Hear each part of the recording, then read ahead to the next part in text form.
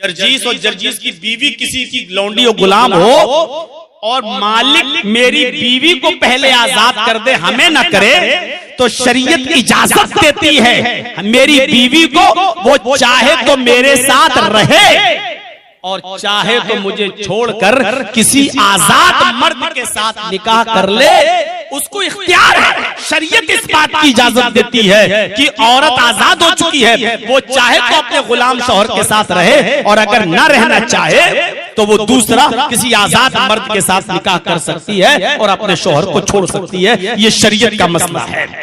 तो मुगीज और बरीरा ये दोनों मियां बीवी, लेकिन दोनों किसी के गुलाम और लौंडी थे और उसके मालिक ने बरीरा को पहले आजाद कर दिया, उसको पहले छोड़ दिया, जाओ तुम आजाद हो।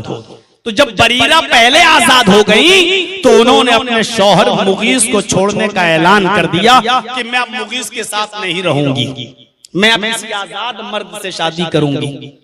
लेकिन मुगीस उनकी मोहब्बत में पागल से थे, दीवाने से थे, मजनू से थे कि ये हदीस के अल्फाज या तूफू खल्फा,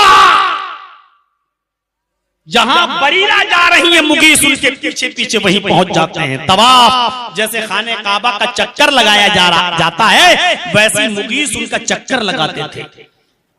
बरीरा कह रही मेरा पीछा छोड़ो, मैं तुम्हारे साथ नहीं रहूंगी, लेकिन मुगीस उनको छोड़ने के लिए तैयार नहीं। बरीरा मुझे मत छोड़ो, देखो मैं तुमसे बहुत प्यार करता हूं, देखो मैं तुमसे बहुत मोहब्बत करता हूं, लेकिन बरीरा अपने शौहर के साथ रहने को तैयार नहीं है क्योंकि मेरा शौहर गुलाम है, मैं अपने गुलाम शौहर के साथ नहीं रहूंगी।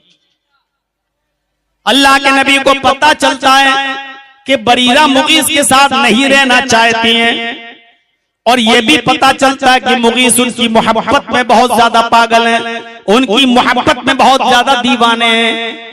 वो बरीरा को छोड़ना नहीं चाहते हैं। जहां बरीरा जा रही है वहीं मुगीस जा रहे हैं। तो अल्लाह के रसूल को मुगीस का बहुत बुरा लगा और सहाबा से कहते हैं काश बरीरा न छोड़ती तो अच्छा होता। बरीरा को बुलाया गया, अल्लाह के नबी बरीरा को समझा रहे हैं, आए बरीरा तुम देख रही हो, तुम जहां जाती हो तुम्हारे शौहर भी तुम्हारे पीछे पीछे जाते हैं, तुम जहां जा रही हो तुम्हारे शौहर भी तुम्हारे साथ साथ जा रहे हैं। अगरचे वो गुलाम हैं लेकिन तुम्हें उनको छोड़ना नहीं चाहिए। इतना प्यार करने वाला, इतनी मोहब्बत करने वाला शौहर कहां मिलेगा? वो तुम्हारे पीछे पीछे चक्कर लगाते हैं। अरे बरीरा तुम उनको नहीं छोड़ती तो अच्छा होता। कौन कह रहा है? मोहम्मद इब्ने अब्दुल्लाह क्या कह रहे हैं? आए बरीरा तुम शौहर को अपने मुगीस को नहीं छोड़ती तो अच्छा होता। तो हजरते बरीरा जानती थी मसला क्या है, फिर पूछती हैं अतअमुरूनी या रसूल अल्लाह, अय अल्लाह के रसूल क्या आपका हुक्म है कि मैं मुगीस को न छोड़ूं? आप हुक्म दे रहे हैं? अल्लाह के नबी ने फरमाया नहीं नहीं नहीं, इन्नमा अना अशफउ, मैं हुक्म नहीं दे रहा हूं, मैं सिर्फ सिफारिश कर रहा हूं, यानी मशवरा दे रहा हूं। इख्तियार है तुम्हें छोड़ने का, मसला अपनी जगह पर है, शरीयत अपनी जगह पर है। तुम पहले आजाद कर दी गई, तुम्हें इख्तियार है, तुम चाहो तो अपने शौहर के साथ रहो, तुम चाहो तो अपने गुलाम शौहर के साथ न रहो, मसला यही है। लेकिन मैं तो मुगीस की मोहब्बत देखकर तुम्हें सिफारिश कर रहा हूं, मशवरा दे रहा हूं। मुगीस तुमसे बहुत मोहब्बत करते हैं, उसका जुनून देखा नहीं जा रहा है, उसकी बेतहाशा मोहब्बत को देखकर मैंने कहा कि तुम मुगीस को न छोड़ती तो अच्छा होता, मैं मशवरा दे रहा हूं तुम्हें। तो हजरत बरीरा ने जो जुमले अदा किए हदीस के अल्फाज में सुनिए, फला हाजता ली फी, आय अल्लाह के रसूल फिर मुझे आपके किसी मशवरे की कोई जरूरत नहीं। कोई मेरे मुंह पर कहकर देखे जर्जी साहब अपना मशवरा अपनी जेब में रखिए, बहुत आ गए मशवरा देने वाले, चलिए।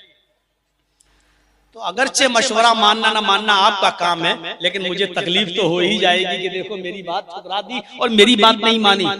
हजरत बरीरा ने पूछ लिया, आप अगर हुक्म दे रहे हैं तो रसूल होने की हैसियत से हुक्म देंगे, तब तो मैं बरीरा, तब तो मैं मुगीस को नहीं छोड़ूंगी, क्योंकि रसूल होने की हैसियत से अगर हुक्म होगा तो हर हाल में मानना पड़ेगा। लेकिन अगर आप इंसान होने की हैसियत से मशवरा दे रहे हैं तो अपना मशवरा अपने पास रखिए। ला हाजता ली फी, मुझे उस मशवरे की जरूरत नहीं है। नहीं मानती आपका मशवरा। अल्लाह के नबी ने ये नहीं कहा कि बरीरा तुम काफिर हो गई, बरीरा तुम मेरा मशवरा नहीं मानती। नहीं, आपने ये नहीं कहा, क्योंकि शरीयत ने इख्तियार दिया था बरीरा को चाहे तो मुगीस के साथ रहे और चाहे तो ना रहे। इसका मतलब क्या हुआ? रसूल की दो हैसियत है, एक इब्ने अब्दुल्लाह की, एक रसूलुल्लाह की। जब रसूल होने की हैसियत से बोलेंगे तो हर हाल में उनकी बात को मानना पड़ेगा। जैसे आप कहें आमीन बोलो तो हर हाल में मानना पड़ेगा। आप कहें रफुल बैन करो तो हर हाल में करना पड़ेगा। आप कहें कि शादी निकाह हर साहिब हैसियत और इस्तिताअत पर जरूरी है तो हर हाल में मानना पड़ेगा। आप दीन के ताल्लुक से अगर कोई बात कहें तो हमें हर हाल में मानना पड़ेगा। लेकिन मशवरे की हैसियत से, इंसान होने की हैसियत से अगर मशवरा दें तो उस बात को मान भी सकते हैं और हम नहीं भी मान सकते हैं। मेरे प्यारे साथियों, हजरत बरीरा ने नबी अकरम के मशवरे को नहीं माना और फरमाया फला हाजता ली फी, मुझे कोई जरूरत नहीं है, आप अपना मशवरा अपने पास रखिए। यहाँ से हमें और आपको अंदाजा लगाना चाहिए कि नबी अकरम सल्लल्लाहु अलैहि वसल्लम का मकाम क्या है। माता कुबुर रसूल, रसूल होने की हैसियत से जो दे वो ले लो, और रसूल होने की हैसियत से जिन कामों से मना करें उससे रुक जाओ। रसूल होने की हैसियत से मना किया है शादियों में ज्यादा लंबा चौड़ा खर्च करने से। रसूल होने की हैसियत से मना किया है जुआ खेलने से।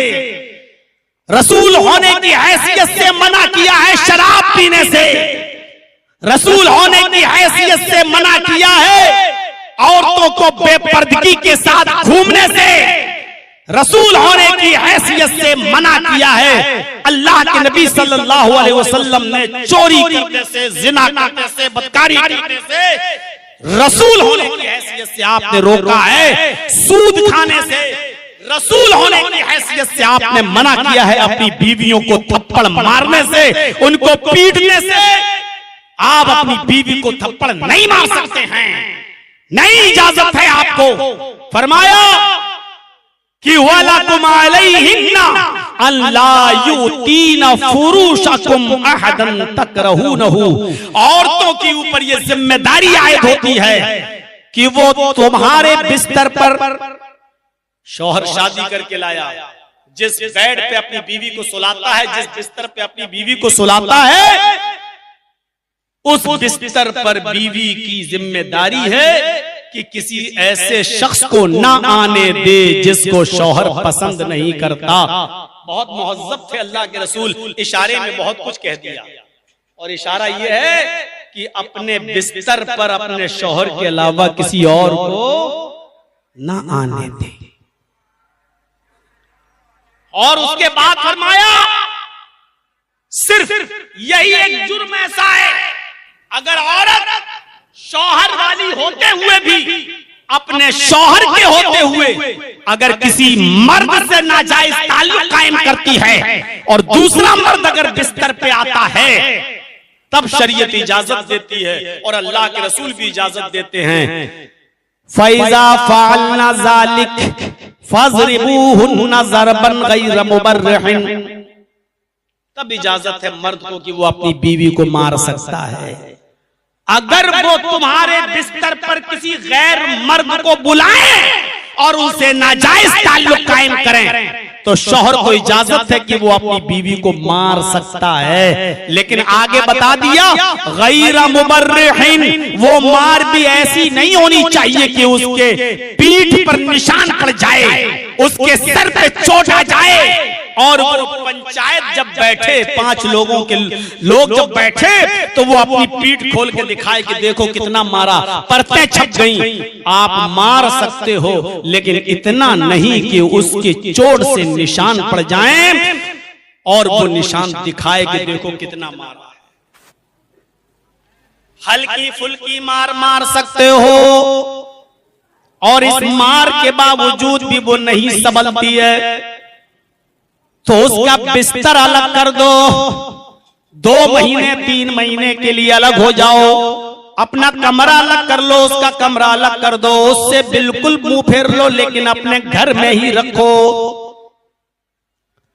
इस 2-3 महीने की जुदाई के बाद भी अगर वो नहीं मानती और गैर मर्द को फिर भी बुला रही है, तो 4 आदमी वहां से और 4 आदमी यहां से पंचायत बिठाल कर अपनी बीवी की शिकायत की जाए। और जब दोनों तरफ से बात होने के बावजूद, समझाने और बुझाने के बावजूद भी अगर वो नहीं मानती है और किसी के कहने का कोई असर उसके ऊपर नहीं पड़ता है, तब शरीयत ये कहती है, तब ये तीनों काम कर लिए आपने, पहले मार लिया, उससे नहीं सबली तो 3 महीने 5 महीने 6 महीने उसका बिस्तर अलग कर दिया। इस जुदाई से भी अगर वो नहीं मानती है तो पंचायत बिठा ली, और पंचायत के फैसले के बावजूद उसकी समझ में नहीं आता है, तो अब ऐसी बदचलन औरत को अपनी बीवी बनाकर मत रखो। जब वो पाक हो, हालत तोहर में हो और आपने उसके साथ हम बिस्तरी न की हो, तो ऐसी हालत में उसको एक मर्तबा तलाक दो कि मैंने तुझे तलाक दी, एक मर्तबा। फिर 1 महीने तक इंतजार करो। अगर वो बाज आ जाती है, मान जाती है, संभल जाती है और तलाक से डर जाती है और अपने बच्चों की बर्बादी का एहसास उसको होने लगता है और वो आपके सामने गिड़गिड़ाने लगती है कि मुझे मत छोड़ो, तो एक ही तलाक पड़ी है उसके ऊपर, आप उसको अपनी बीवी बना सकते हो, वो रुजू कर सकते हो, वो फिर से तुम्हारी बीवी बन जाएगी। लेकिन एक तलाक आपकी खत्म हो चुकी है, अब पूरी जिंदगी में सिर्फ 2 तलाक देने का मौका है आपके पास, क्योंकि एक बंदूक की गोली निकल चुकी है, एक तलाक आपकी खत्म हो चुकी है। अब मियां बीबी अगर वो नहीं मानती आपकी पहली तलाक के बाद भी, तो फिर दूसरे महीने में जब वो पाक हो जाए, नहा ले और हैज से पाक हो जाए, पीरियड से पाक हो जाए, और आपने उसके साथ हम बिस्तरी न की हो, जिमा न किया हो, तो फिर दूसरे महीने में उसको दूसरी तलाक दो कि मैं तुझे दूसरी तलाक देता हूं। अभी भी वो आपकी बीवी है, आप खिलाएंगे पिलाएंगे, अभी आपके घर पे भी वो रहेगी, अभी कपड़ा और खाना पीना सिर्फ आपके जिम्मे है, आप ही अपनी बीवी को अभी खाना भी देंगे, पानी भी देंगे, बीमार हो जाए तो इलाज भी कराएंगे, पहनने को कपड़ा भी देंगे, अभी उसकी रोजी रोटी के मालिक आप हैं, अभी आप ही सब कुछ करेंगे। लेकिन 2 तलाकें पड़ चुकी हैं उसके ऊपर, फिर पूरे महीने का इंतजार करो, अगर मान जाती है तो अब भी तुम्हारी बीवी है, उसको मना लो और रुजू कर लो, अभी भी तुम्हारी बीवी है, लेकिन 2 तलाकें तुम्हारी हो चुकी हैं, अब पूरी जिंदगी में तुम्हें 1 तलाक देने का हक सिर्फ बाकी रह गया है। अगर दूसरी तलाक के बाद भी अगर आपकी बीवी नहीं संभलती है और बदचलन है, दूसरे मर्द को फिर भी बुला रही है, उसके ऊपर कोई फर्क नहीं पड़ रहा है, तो अब तीसरे महीने में जब वो पाक हो जाए, पीरियड से नहा ले धो ले और पाक हो जाए और आपने हम बिस्तरी न की हो उसके साथ, तो फिर आप तीसरे महीने में तीसरी तलाक उसको दीजिए। याद रखिए, जब तीसरी तलाक आप उसको देंगे तो तीसरी तलाक पड़ते ही वो हमेशा के लिए आपके लिए हराम हो जाएगी, पूरी जिंदगी के लिए आपके ऊपर हराम हो जाएगी, फिर आपके साथ उसका निकाह भी जायज नहीं होगा, वो हमारे यहां नहीं चलेगा। अब तीसरी तलाक के बाद रखना चाहो तो पहले किसी और मर्द के साथ शादी करो, पहले हलाला करे और फिर पहला वो दूसरा मर्द उसके साथ रात गुजारे, फिर वो तलाक दे, फिर ये इद्दत गुजारे, फिर अब तीसरी तलाक के बाद ये पूरी जिंदगी के लिए तीसरी तलाक के बाद कोई सूरत नहीं है, सिर्फ एक शक्ल है, तीसरी तलाक के बाद इद्दत गुजार कर वो औरत दूसरे मर्द से अपनी मर्जी से शादी करे, वहां रहे 1 साल 2 साल 5 साल, और वहां वो आदमी उससे नाराज हो जाए किसी बात पर, और वो अपनी मर्जी से 5, 6, 10 साल के बाद जब उधर मियां बीवी में अगर जुदाई हो जाए और न रहे, और वो इसी तरीके से जब तलाक दे दे, तो और अभी तक इसने शादी न की हो पहले आदमी ने, तो अब ये चाहे तो उससे शादी कर सकता है, शर्त के साथ नहीं कि एक रात के लिए तुम कर लो, दूसरे दिन तलाक दे देना, इस शर्त के साथ नहीं। अब ये किसी भी कंडीशन में हलाल नहीं होगी, हराम हो चुकी है तीसरी तलाक के बाद। जब तक के दूसरी जगह शादी कर ले और वो अपनी मर्जी से न छोड़े, उधर कभी उन दोनों में बिगाड़ पैदा हो जाए और वो अपनी मर्जी से तलाक दे, तब पहला मर्द इसके साथ शादी करना चाहे तो कर सकता है। तो कितना मौका दिया शरीयत ने मियां बीवी पे पहले मामला बनाने के लिए। सिर्फ यहां शौहर मार सकता है बस जब वो फैजा फ़अल्ना ज़ालिक फ़ज़रिबूहुन्ना ज़रबन गैर मुबर्रिह, वो भी ऐसी मार नहीं। और जब मारो, बदचलन हो बीवी आपके बिस्तर पर दूसरे को बुला रही हो तब आप मारो, तो इस वक्त भी आप वला तज़रिबिल वजह, चेहरे पर नहीं मार सकते हैं। ये चेहरा है ना, आदमी थप्पड़ गाल पे ही मारता है, चाहे बेटा हो चाहे स्कूल के टीचर लोग और मैडम लोग भी बच्चों को गाल पे ही मारती हैं। गाल पे कभी नहीं मारना चाहिए, चाहे बच्चा हो चाहे आपकी बीवी हो, कोई भी हो। हजरत मुआविया अल-कुशैरी कहते हैं, अबू दाऊद की रिवायत, कि मैंने अल्लाह के रसूल से पूछा कि मेरी बीवी का क्या हक है, मेरी क्या जिम्मेदारी है बीवी के साथ। तो अल्लाह के नबी ने फरमाया, मुआविया इज़ा तइमता अतिमहा, जब तुम खाओ, अतिमहा इज़ा तइमता, जब तुम खाना खाओ तो अपनी बीवी को भी खिलाओ। जब तुम कपड़ा पहनो तो अपनी बीवी को भी पहनाओ। वला तज़रिबिल वजह वला तुक़ब्बिह, और अपनी बीवी के चेहरे पर कभी थप्पड़ मत मारो। वला तुक़ब्बिह, उसको बुरा भला मत कहो, उसकी बदसूरती की या उसको बदसूरत मत कहो। शादी से पहले देखने की इजाजत दी थी आपको ना, आपने देखकर शादी की है, तो अब उसको ताना मत मारो। वला तुक़ब्बिह, उसकी बुराई बयान मत करो, कलुटिया मोटी और ये और वो, आप उसकी बुराई बयान मत करो, उसको बुरा भला मत कहो। वला तहजुरु इल्ला फिल बैत, और कभी मियां